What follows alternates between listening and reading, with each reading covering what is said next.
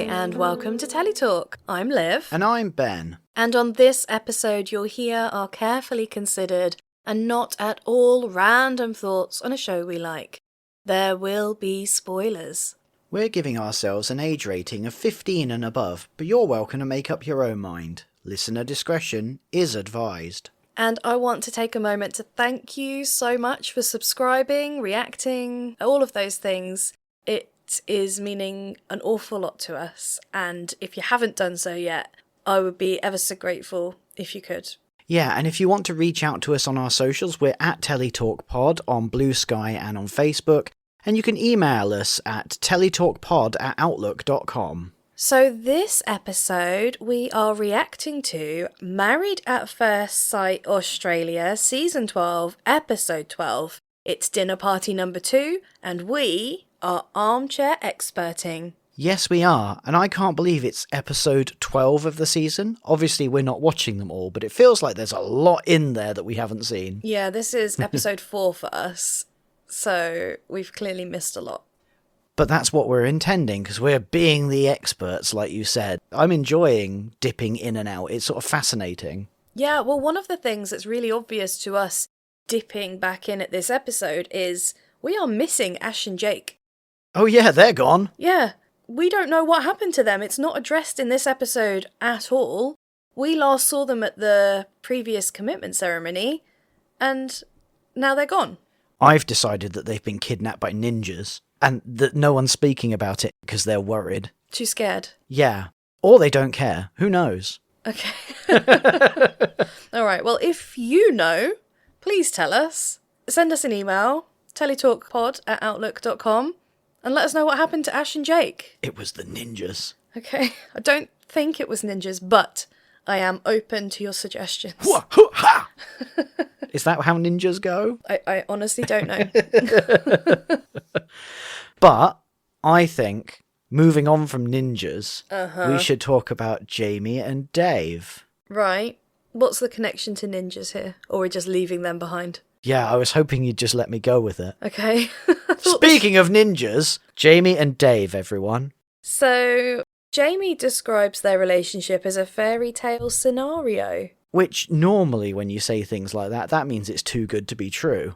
Well, that is true. Yeah, that is a bit concerning for them, but we are seeing really good stuff from them. Yeah, almost sickeningly so. I liked, before they got to the pre-drinks and the dinner party, we saw these little clips.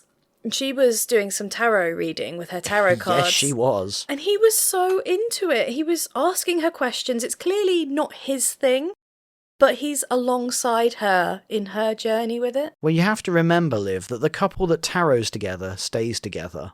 Is that so? Yes, it's a thing. It's a saying. A saying that you just made up. I'm going to put it on a t-shirt. Okay, well, I'm not going to wear it. What about if I put it on a fabulous Special K dress like she's wearing? Are you referring to the colour of her dress? Her big old red dress. Okay, because I was imagining this dress with a massive letter K on it. Oh, right. In a special fancy font. It's just got K on it. And it's like, why have you got a K on your dress? Yeah. Because it's special. Yeah. But Jamie and Dave are really connected, and you can almost see that friendship building between them. And what I liked is we see them throughout this episode sort of finding each other and coming back together and just having those moments of togetherness even within this big crowd of people. Yeah, like early on, they're like, have you been chatting shit about Jackie and Ryan? Because we have. Oh, yeah, we have too. Yeah. Yeah, talking about the men's conversation and the women's conversation. Yeah, making sure that they're on the same page, getting the dirt and all of that. Yeah. The only note that I would have is that Jamie seems really willing to get involved in everyone else's relationship. I think Jamie is very sociable because it's not just other people's relationships, but it's other people. You can see that the two of them both have a very distinct black and white view of what's right and wrong. And I think that aligns because she's very vocal about lying is not okay, I hate lying, etc., etc. He's very much of the same mind when it comes to the Jackie and Ryan situation that we'll talk about later. And I think they're both quite fundamental in the structure of their views and the absoluteness of their views. Okay, well, whilst that's working for now, then that could be interesting down the line. It is worth noting that they don't seem, from what we've seen, and they certainly haven't talked about it in the bits that we've seen, they've not really had any adversity as of yet. And oftentimes you need to go through that adversity. I don't think you can have a fully fledged relationship without dealing with adversity together. Yeah, so that's another interesting thing of us only dropping in at these times. Are they having these things and dealing with them before we next drop in, or have there not been any? Yeah, I mean, my instinct from what we've seen is that there haven't been any, because they haven't been mentioned in any of the previously ons, and none of the other couples have mentioned them. They just seem to be happy and content and convinced of their compatibility. Which is a great place to be. I mean, they are, 2-3 weeks in at the most? That's true. And again, it's a limited sort of criticism almost. I'm not saying that it's a problem. I'm just saying that it will be interesting to see what happens when they have their first challenge. Yeah, but it's really lovely to see a couple doing well. And we actually have a few of them this season. Yeah, and they're nice and fun and everything, but they are also the less interesting ones. Do you have anything else about Jamie and Dave? Broadly speaking, no, but I would like to make a comment on the couples that are doing well as a group. I don't know whether to do that now or a bit later. Yeah, crack on. So I noticed that throughout this episode, the couples that are really connected with each other seem to have formed an alliance with each other. So the women from the relationships that are going well and are somewhat trouble-free have sort of grouped together to form their own support network. And the men do the same to a lesser extent. And I thought, oh, that's interesting. They're finding that connection with like-minded others and finding safety within that. So you think that grouping is based on that they're doing well as opposed to that being coincidental? Yes. But I don't know how that would work if and when there were troubles in any of those relationships down the line. Could it be that it's just that the problematic people are lumped in together and the people that aren't problematic are all friends? The thing is, I would argue that we have people here that aren't problematic, but they are in a problematic couple. Interesting. So, for example, Athena is struggling, but she is gaining support from other people who are also struggling. She's not gaining support from the people that are doing well, in air quotes. Yeah. And for the record, I would definitely not class Athena as problematic. She's not problematic, no, but she's having troubles. However, her partner, and we will circle to this at the end, he is problematic. Adorable Adrian. Yeah, I've changed my tune on him. Wow, well, we'll get onto that a bit later. But speaking of problematic people that we'll get onto later, let's move on to Jackie and Ryan. So they go into this very much with a game plan. They have come together and they have agreed a reset, refocus, rebuild. And they talk about that a lot. And it's ridiculous. Yeah. Yes, I like that. And ultimately, the group reject it. Yeah, they do. First of all, we find out about these troubles in that pre-dinner chat. The women and the men are talking about Jackie and Ryan before they even arrive. They are the talk of the group. Yeah, we find out that he has been saying some shit during the week to Lads, the boys. lads. Yeah, except the lads are not lads in that respect, and they have a lot to say. I'm starting to think that Ryan is bad at reading a room. Yeah, I think you're right. Because we see what he says and the way he says it, and he was dropping that, giggling, going, "Oh, I'm going to get a laugh." Nothing. Yeah. And he seems to have not registered how poorly it's landed. Because boy, has it landed poorly, particularly with Dave. Yes, we're assuming that you guys have watched this episode. If you haven't or you can't quite remember what we're talking about, Ryan said in a sex workshop with Alessandra... With just the boys. He said something along the lines of, Jackie's got crazy eyes, but it's okay because she's good at bleep. She gives good bleep. Oh, that's right. Yes, which doesn't really leave much to the imagination. Yes. And I would argue that that's not very respectful, and I think the group would agree with me. The whole group agrees with you, the experts agree with you, but who doesn't agree with you? Jackie. Yes.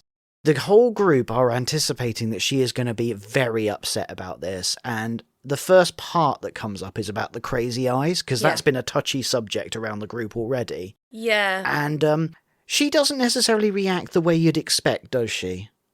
No, she very much takes this on. She completely accepts it.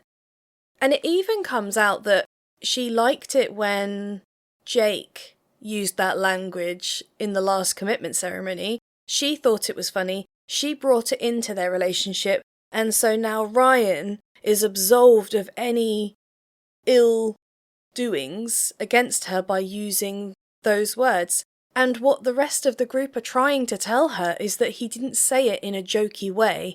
He said it in a derogatory way. Yeah, the interesting thing is that it becomes clear that she's only doing this to honour their agreement to sort of defend each other and dismiss everyone else. But she seems to think that she's done a masterful job of deflecting this, and actually she's just come across as delusional, and the group is confused. Yeah, they are very confused. She even says that being told you have crazy eyes is a compliment. Yeah, what does she say? It's fun. It's fun, and I do. How would you feel if in front of a group of our peers I went, yes, Liv has crazy eyes? I'd be fuming. Yeah, because I wouldn't say that. I would also probably, open my eyes at you.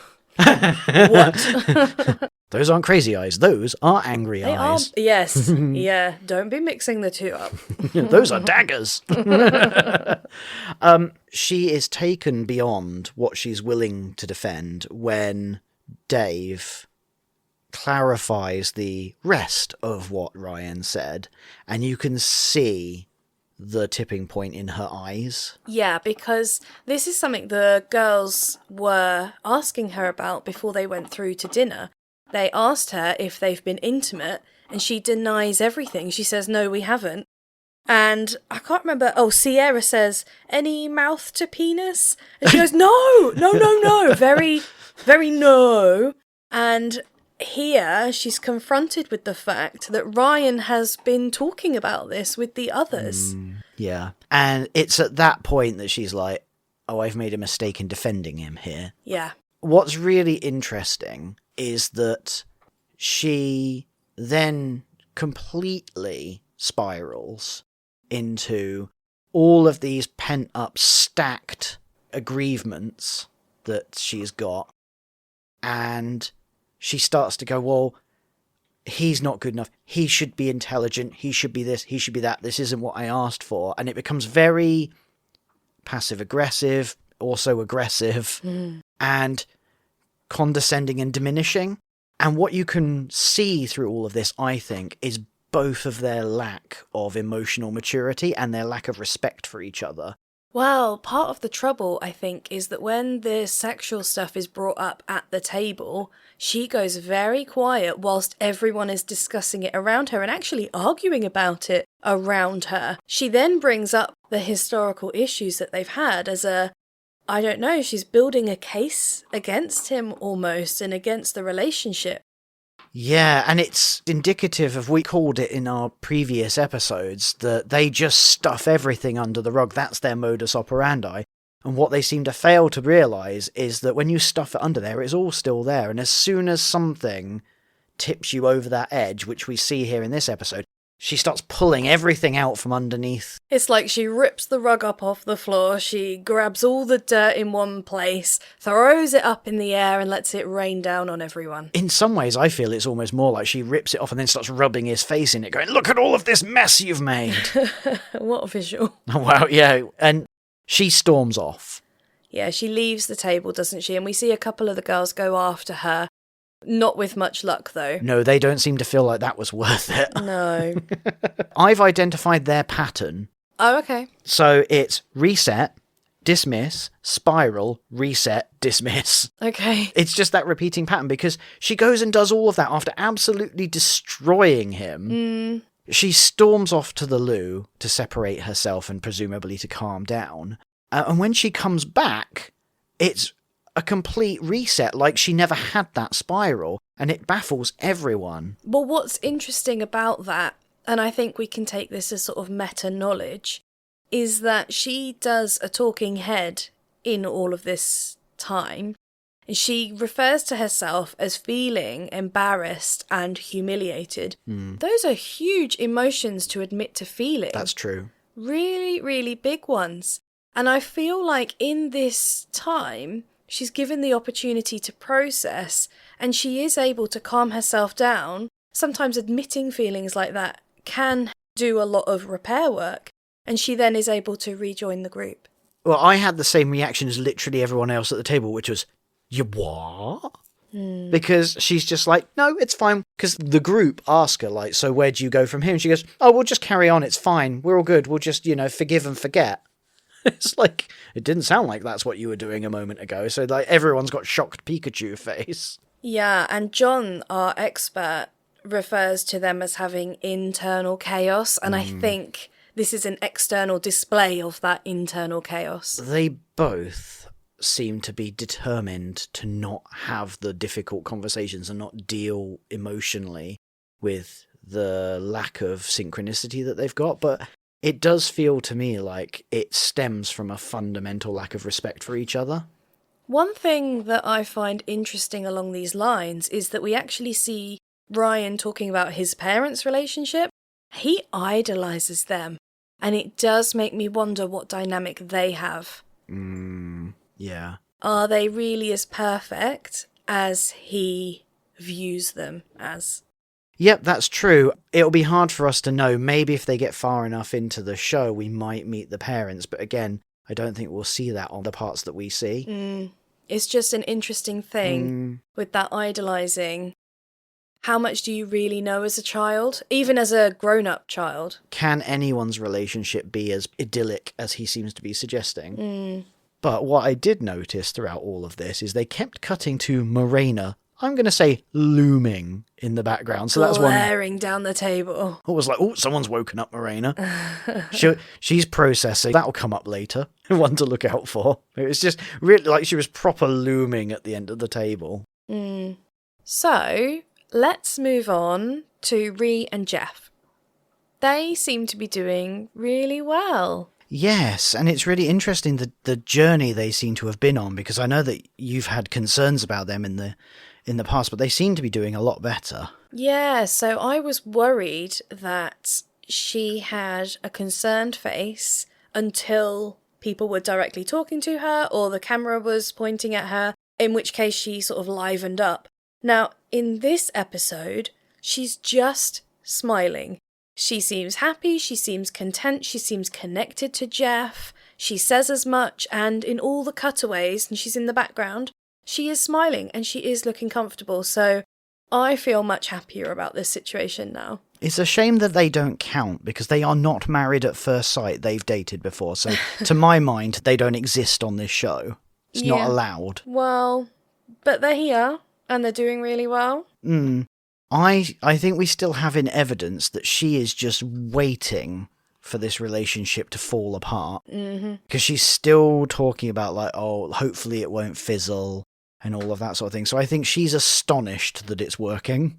Yeah, and I think that is reflected in the fact that they are not having a sexual connection at the moment. They are really focusing on building an emotional connection.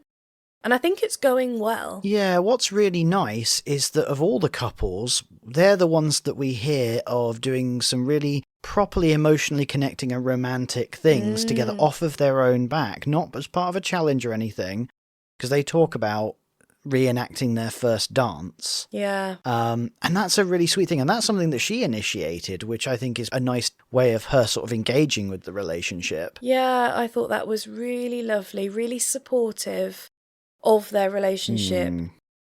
And she makes a joke and it's light-hearted, and she said, you know, we were struggling to dance at the wedding and I thought it was my dress, but it turns out we just can't dance. What a contrast with the previous couple. Yeah, and what's nice about this as well is that the experts are really positive about them. So it is a lovely palate cleansing couple. Yeah, they seem to be doing the hard work of engaging with each other emotionally and building that connection. The only thing that I could see maybe being a problem for them is if she doesn't get reassured about the security in the relationship, if she can't get over that fear of it falling apart. Yeah. Hopefully that will just come with time in what they're doing. It probably doesn't help that the other couples are really pressuring them to just get down to it and knock boots, as they say. Well, one of the main words that came to my mind when we were watching them throughout this episode was togetherness.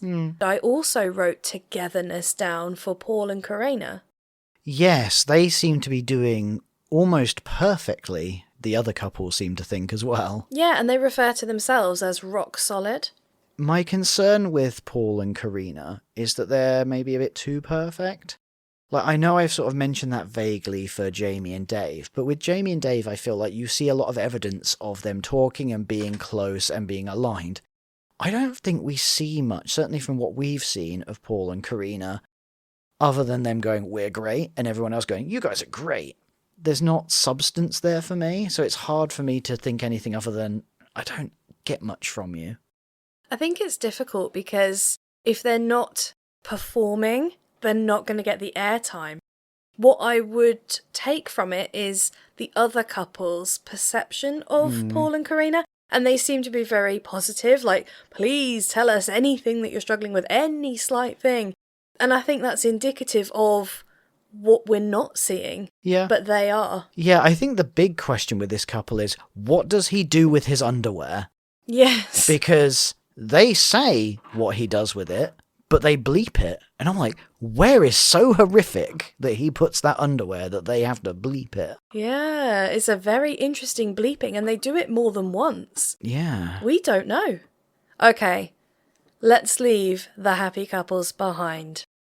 For we are now embarking on an interesting journey with Morena and Tony. Morena's finally woken up. I cannot believe this. Literally, unbelievable.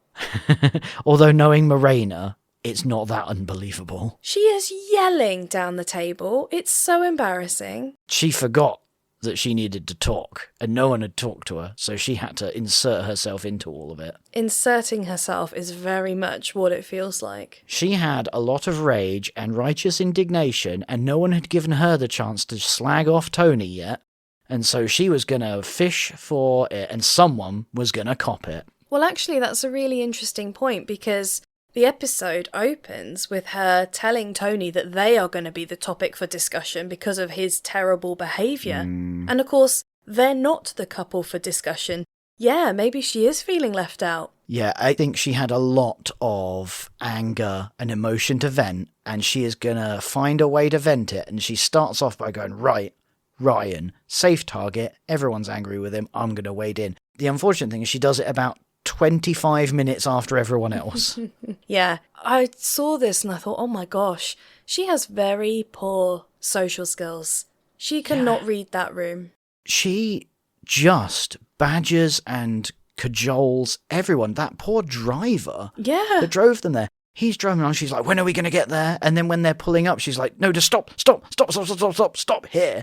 Like, let the man do his job.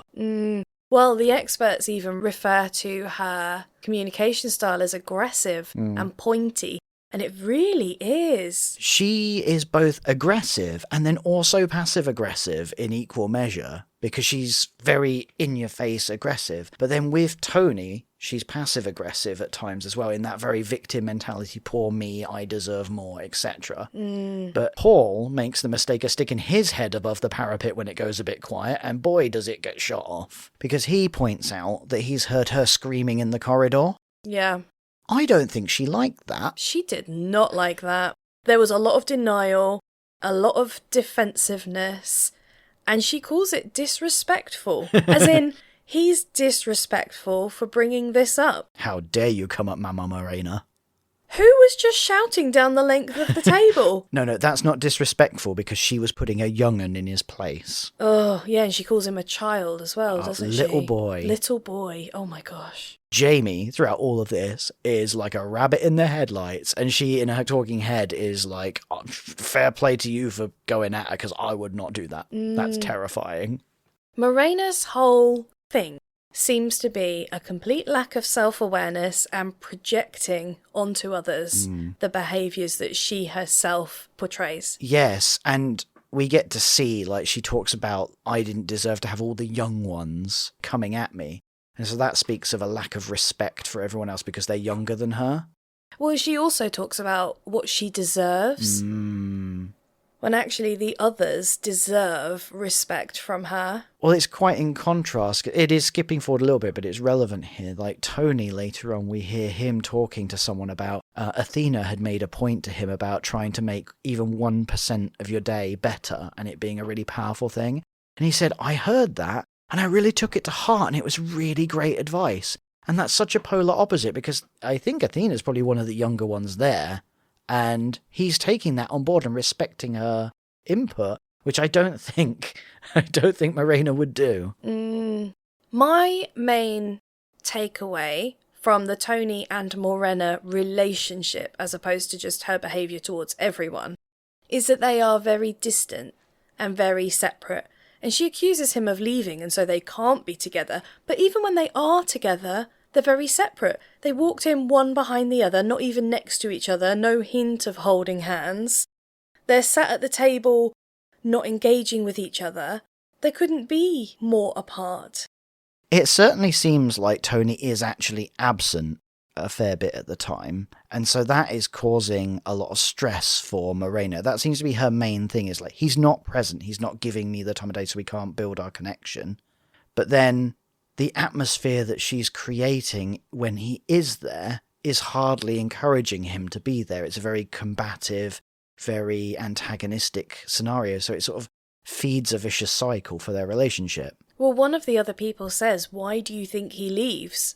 And I was thinking the exact same thing. She needs to take a long, hard look at herself. I think it's really interesting because underneath it all, I think what she's trying to say is, he's not here, so I feel that isn't valuing me as a person or our relationship. And when he's trying to list off all the things that he does do, she's saying, that's all well and good, but you're not showing up and your time is more important. But she's not saying that.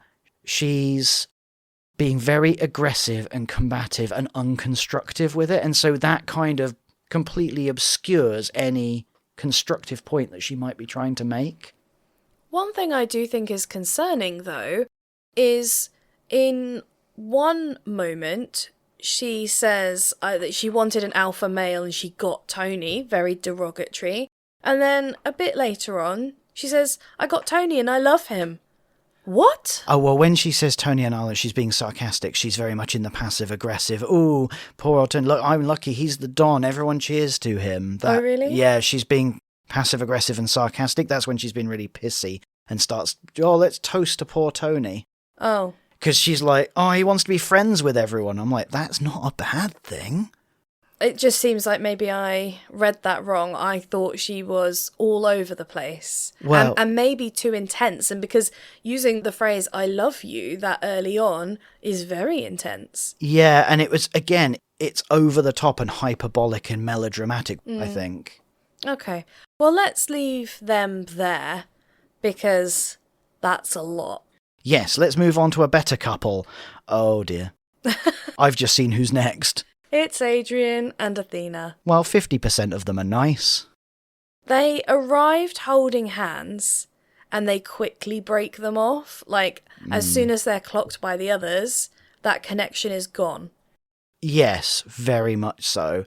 And I'm not surprised, because the only positive thing that seems to be able to be said for them is that there is physical attraction. Yeah. Well, we don't see an awful lot of them. And what we do see right towards the end of the episode is Athena bringing up her concerns about the longevity of their relationship and whether they would survive out there in the real world. This is a woman whose every fibre of her being and every instinct is saying, this is not the man for you. Yeah. And she is desperately trying to override that or second-guessing herself. And I don't know why that is, but she is. And I just want to say to her, trust your gut and run for the hills, love. He is a wrong-un. Yeah, well, she brings up her concerns about parenting, about his ability and willingness to be a father to her child. And he shuts her down, he cuts her off, and then he moves to the other end of the table. His entire interaction with her are microaggressions, invalidations, dismissals, shutting her down. He's a horror show. He's just constantly invalidating her as a person and being sort of very, like I said, microaggressions, very aggressive in small little things directly to her, which no one else can hear. And it's very concerning. That is a systematic thing, and it's quite scary. Oh dear. He leaves and goes down the other end of the table, and he's then interacting mainly with Sierra, but we see Athena looking over. Oh. It's heartbreaking. That was the word that I was thinking as well, heartbreaking. She looks distraught throughout a lot of this episode. And you can see that she just can't understand it. It makes no sense to her.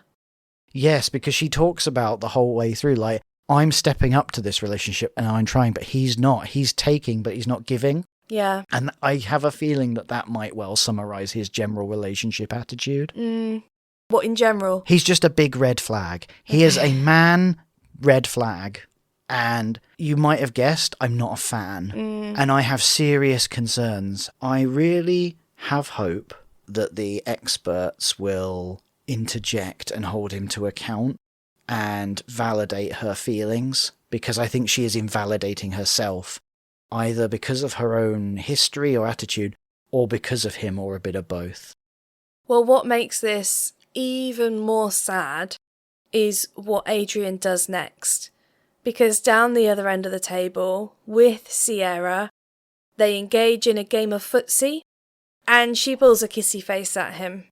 Yeah, and this is blatant. I mean, the gall to do that at the dinner table. It's just rude and disrespectful. Brazen. I couldn't believe it.